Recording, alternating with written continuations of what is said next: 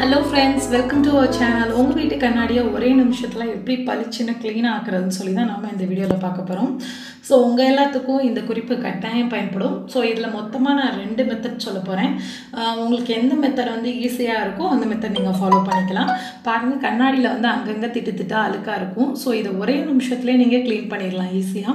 ஒரு பவுல்ல வந்து கொஞ்சமா வினிகர் ஒரு 3 or 4 tablespoons அளவு வினிகர் எடுத்துட்டு ஒரு கிளாத்ல நல்ல சுத்தமான கிளாத்ல நல்லா டிப் பண்ணிக்கோங்க. டிப் பண்ணிட்டு கண்ணாடியோட எட்ஜஸ் முதல்ல எட்ஜஸ்ல தான் அதிகமா அழுக்கு இருக்கும். சோ அங்க இருந்து ஸ்டார்ட் பண்ணுங்க. அங்கெல்லாம் லைட்டா அந்த வினிகரை வந்து நீங்க கிளாத்ல கொஞ்சம் அழுத்தி வைக்கிறப்ப கொஞ்ச நேரம் அந்த அழுக்கு ஊறதுக்கு கூட டைம் கொடுக்கலாம் நீங்க. சைடுலலாம் அந்த கண்ணாடியோட அந்த சில்வர் சேனல்லாம் இருக்கும் பாத்தீங்கன்னா சில கண்ணாடியில அடிச்சிருக்கும். அதுலலாம் கூட அழுக்கு இருக்கும். அதுலயுமே நீங்க வச்சு இதால க்ளீன் பண்ணீங்கன்னா வினிகர் வச்சு க்ளீன் பண்ணீங்கன்னா கட்டாயம் இந்த அழுக்கு போயிடும்.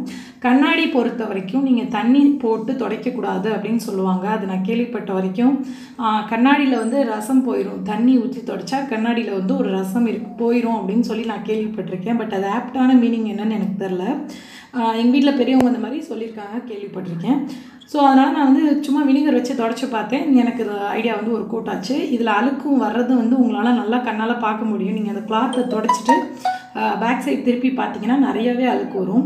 ஸோ ஓவராலாக வந்து ஃபஸ்ட்டு வினிகர் வச்சு நல்லா அழுத்தி துடைச்சிட்டு அதுக்கப்புறம் வந்து நீங்கள் நார்மலாக வந்து சாதாரண ஒரு கிளாத்தில் திருப்பி துடைச்சிங்கன்னா உங்களுக்கு அழுக்கு நல்லா போகும். ஒருவேளை உங்ககிட்ட வினிகர் இல்லை, என்கிட்ட வினிகர் இல்லைன்னா நான் என்ன ஐடியா யூஸ் பண்ணுறது அப்படின்னு கேட்டிங்கன்னா எல்லார் வீட்லேயுமே விபூதி இருக்கும். ஸோ நம்ம நெத்தியில் வைப்போம் இல்லையா விபூதி, அந்த விபூதி எடுத்து லைட்டாக ஒரு 2 ட்ராப் தண்ணியோட நல்லா மிக்ஸ் பண்ணிவிட்டு கண்ணாடியில் அப்ளை பண்ணி வச்சுட்டு